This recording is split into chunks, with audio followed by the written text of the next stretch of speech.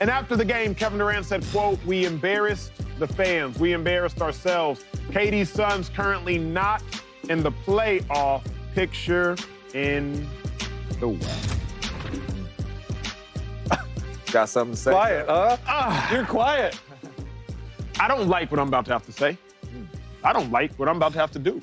Oftentimes we do things in life that make us hate ourselves.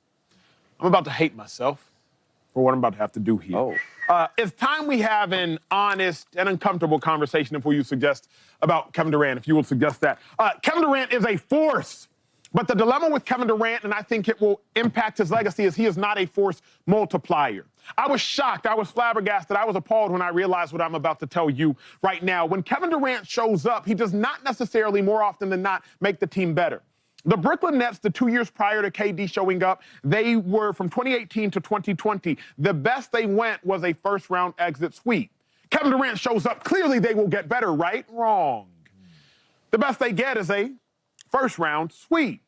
The 2 years prior to Kevin Durant showing up to the Phoenix Suns, they go to the NBA Finals. Kevin Durant will show up. Surely they will get better, right? Wrong. The best the Phoenix Suns get when Kevin Durant is there is losing in the Western Conference semis. But before KD showed up, they went to the NBA Finals. Okay, Acho, this is a limited sample size, but is it? Let's take the three players of the big three from the Brooklyn Nets. James Harden, he leaves, he goes to the Sixers. The Sixers go as far as they have ever gone in the playoffs since 2001. Kyrie Irving of the big three, he leaves, he goes to the Dallas Mavericks. The Mavericks go as far as they have ever gone in the playoffs since 2011. But Kevin Durant of the big three, he leaves the Brooklyn Nets and he goes to the Phoenix Suns, and they get worse.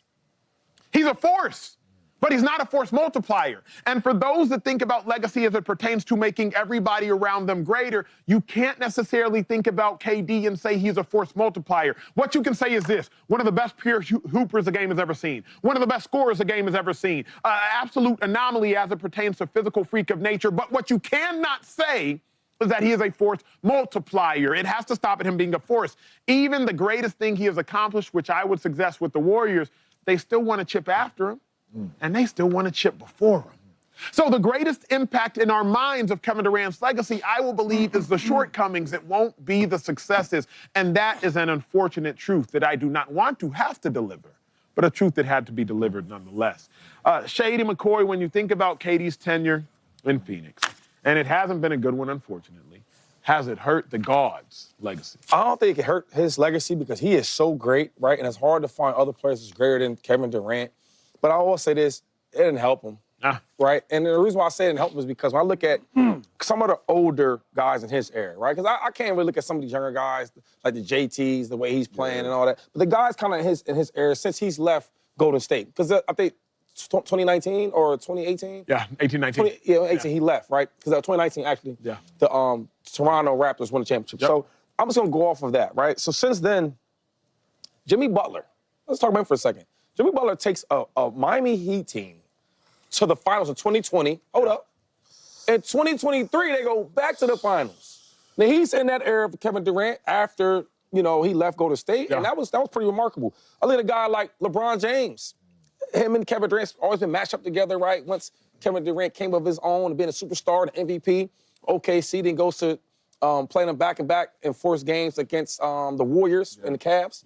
And since then, LeBron James, Anthony Davis, they've won a championship in 2020, right? They did that to the Lakers. Yes, sir. Okay, Kyrie Irving, kind of in that same era a little bit, right? He's a little older. Kyrie Irving, last year he was just in the finals. Correct. Okay, and then Steph Curry. He's still playing well, and right now, Steph Curry, he's had a championship in 2022. Yeah. So when I start looking at all the peers in his class, all the peers that he played against or played with, right, that he's battled with in his time, his era, them guys are still succeeding. And it's like, only thing about KD, because I love KD, but if we just talking about since he's left the Warriors, it's been down, it hasn't been up. But he's still a great player. That is well said. Can I ask you guys a question? Please, whatever you want. What is KD's I was just about to ask that because I want to know. What's his legacy? Yeah, like if somebody said, Shady, what's KD's legacy, what would you I got a great answer for you. I would say, well, first of all, he's a champion. He's probably the pound-for-pound best scorer we've ever seen, right? Him or MJ, however you want to cut it. He's a great player. Yeah. One thing about the legacies, it's okay for another player to have a bigger legacy than him. There's nothing wrong with that. doubt. But I think his legacy is always cemented that he's a great player. What would you He's say? a great Archie? player. I would say this. I would say he is one of the greatest scorers of all time. And I would be incredibly intentional about my words. I would suggest he is an incredible scorer. Gotcha. Because what KD has done better than, not everybody, obviously, Jordan, but what KD has done in the top 2 percentile of the game of basketball is score. Yeah. I am a team aficionado. I love team. Yeah. I love team. The show I love because it's all about team. Football I love because it's about team.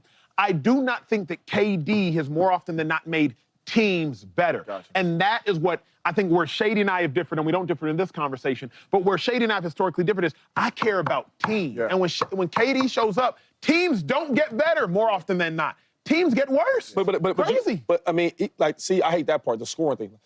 Will you just stop it and say great player, or you want to say the great I scorer? want to say scorer. See, but I want to say scorer. when we talk about Luka, though, right? You get what I'm saying? We're gonna say he's a great scorer and all, but we're gonna say he's a great player. Yeah. And he just doesn't defense and like hustling is not even really his. He didn't learn that part. You get what I'm saying? So we just gotta be fair with everybody. Here's my thing, though, with difference, and I love this conversation. We might have to go to break and revisit it. Luka, I would suggest, makes everybody around him better. Yeah. Everybody. Yeah. Like Luka, if you play with Luka, Offensively. you will get. You get what I'm saying? Yeah, yeah. So if we're not gonna do that with KD, if we're gonna do it with KD, can we do the same thing with Luka? But I will suggest this: Luka doesn't necessarily make everybody worse. Yeah. You feel me? Whereas, and KD don't make you worse, but Luka makes you better. KD Offensively. Offensively. KD Half the game. KD, You see what I'm saying? KD has not proven to make players So, better. And that's the only reason why I asked you guys that question is because that ain't changed. You understand what I'm saying? He's still a great scorer.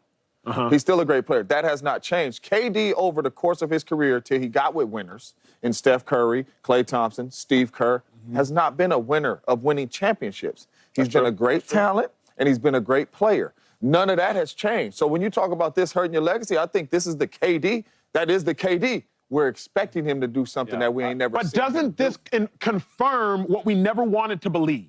Because this, OKC, you go to the finals. You was a young bull. But at least you went to the finals. Then you go to the Warriors. You win a finals. So now in our heads, through KD's OKC, and I know about KD, obviously, Longhorn, through his OKC and through his Golden State era, KD was a winner.